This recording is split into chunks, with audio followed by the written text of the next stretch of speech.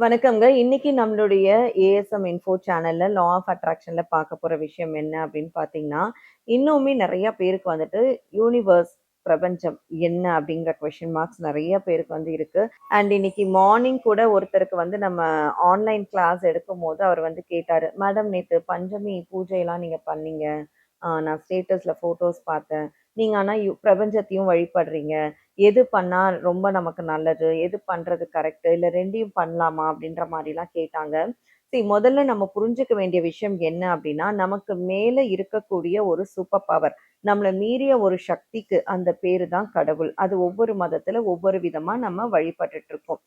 நம்ம வந்து அ பிளாங்க்கா வானத்த நோக்கி கைய விரிச்சு நம்ம வந்து மெடிடேட் பண்ணுங்க அப்படின்னு சொன்னா, எத்தன பேரால அத உணர்ந்து பண்ண முடியும்? இல்லைங்களா? அதனால நமக்கு கொடுக்கப்பட்ட அந்த உருவங்கள் தான் கடவுளுடைய வழிபாடு.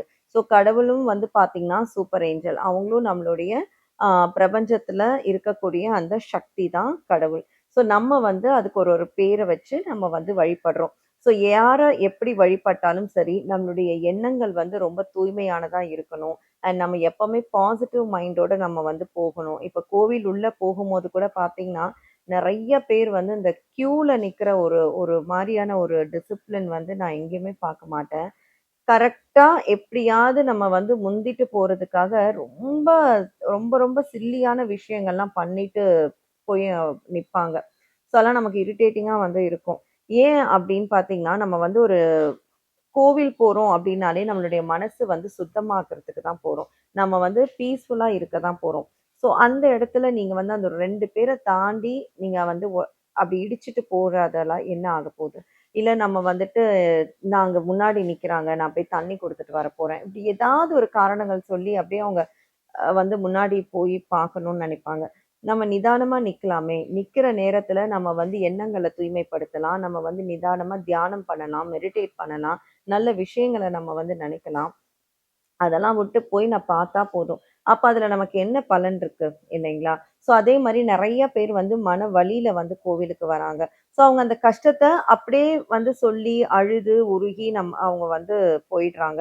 அப்ப அவங்களுக்கு வந்து ஒரு மனசு பாரம் குறைஞ்சுதா அப்படின்னு கேட்டா, கண்டிப்பா குறையாது. ஏன்னா அவங்களுடைய மன அழுத்தம் இன்னமும் அதிகம் ஆயிட்டு தான் இருக்கும். ஏன்னா அத அவங்க அக்ரிவேட் பண்ணி தான் போறாங்க. அதனால நம்ம கடவுள பார்க்கும்போது என்ன பிரச்சனை இருந்தாலும் சரி, உங்கள நான் நம்புறேன். நான் உங்ககிட்ட சரண்டர் ஆயிட்டேன்.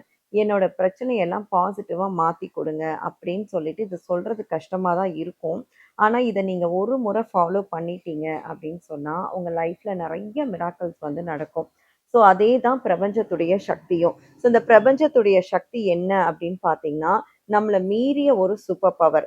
அண்ட் அதே மாதிரி நம்மளுடைய எண்ணத்துக்கு மிகப்பெரிய ஒரு பவர், ஒரு வலிமை வந்து இருக்கு. அதனால நம்மளுடைய எண்ணத்த ஸ்ட்ராங்காவும், நம்மளுடைய எண்ணத்த தூய்மையானதாவும் வச்சுக்கணும்.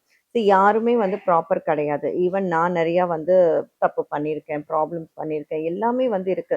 ஆனா, நம்ம எந்த அளவுக்கு லைஃப்ல வந்து நாட்கள் நகர நகர நம்மள நம்ம கிளென்ஸ் பண்ணிக்கிறோம். நம்மள நம்ம வந்துட்டு இன்னும் அடுத்த லெவலுக்கு எடுத்துட்டு போறோம். நம்மள எப்படி இன்னும் ஒரு சூப்பர் பவர் ஆக்குறோம் அப்படின்றதுல தான் நம்மளுடைய வாழ்க்கையுடைய அர்த்தம் வந்து அடங்கியிருக்கு. அதனால இத ஒவ்வொருத்தவங்களும் உணர்ந்து, நம்மளுடைய பிரபஞ்சத்துடைய சக்தியின் மூலமா நெறைய விஷயங்கள் லைஃப்ல வந்து பண்ணி, என்னெல்லாம் நமக்கு தேவையோ, நியாயமான கோரிக்கைகள் என்ன இருக்கோ, நீங்க பிசினஸ்ல அச்சீவ் பண்றதா இருக்கட்டும், அதுக்கு நீங்க வந்து ஸ்விட்ச் வேர்ட்ஸ் இருக்கு. நெறைய வந்து ரெமெடிஸ் வந்து இருக்கு. அந்த பரிகாரங்கள நீங்க வந்து ஃபாலோ பண்ணலாம். அண்ட் நெறைய இந்த பேலீஃப் மெத்தட்ஸ் இருக்கு. பேலீஃப் மெத்தட்லாம் வந்து ரொம்ப ரொம்ப ஸ்ட்ராங்கா வந்து ஆக்டிவேட் பண்ணக்கூடியது. அதே மாரி ரூன்ல வந்து நெறைய சிம்பிள்ஸ் இருக்கு. அத நம்ம அடுத்தடுத்த எபிசோட்ஸ்ல நான் உங்களுக்கு வரைஞ்சே காட்டுறேன். அந்த சிம்பிள்ஸ் வந்து எவ்ளோ பவர்ஃபுல் ஆனது. அதன் மூலமா நம்மளால எப்படி வந்து ஒரு விஷயத்த அட்ராக்ட் பண்ண முடியும்.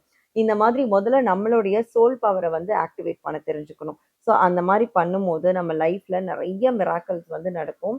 நீங்களும் உங்க லைஃப்ல நடக்கக்கூடிய மிராக்கிள கமெண்ட்ல எங்களோட ஷேர் பண்ணுங்க.